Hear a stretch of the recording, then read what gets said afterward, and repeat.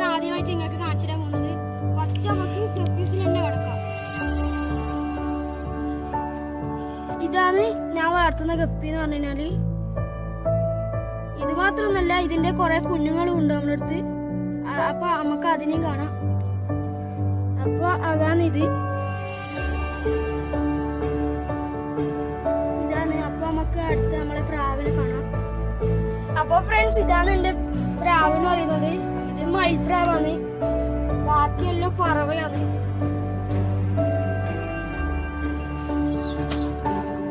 ഇതെല്ലാം നമ്മളെ പ്രാവ്. ഒരു സബ്ജി ഉണ്ട്, ബാക്കിയെല്ലാം മറ്റേതാണ് പറവപ്രാവാണ്.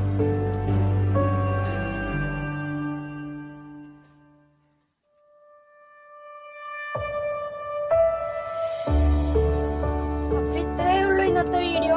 നിങ്ങൾ എന്റെ വീഡിയോ ഇഷ്ടപ്പെട്ടാൽ നിങ്ങൾ സബ്സ്ക്രൈബ് ചെയ്യണം, ഷെയർ ചെയ്യണം, എല്ലാം ചെയ്ത് സപ്പോർട്ട് ചെയ്യണം. നമുക്ക് എന്തായാലും അടുത്ത വീഡിയോയിൽ കാണാം.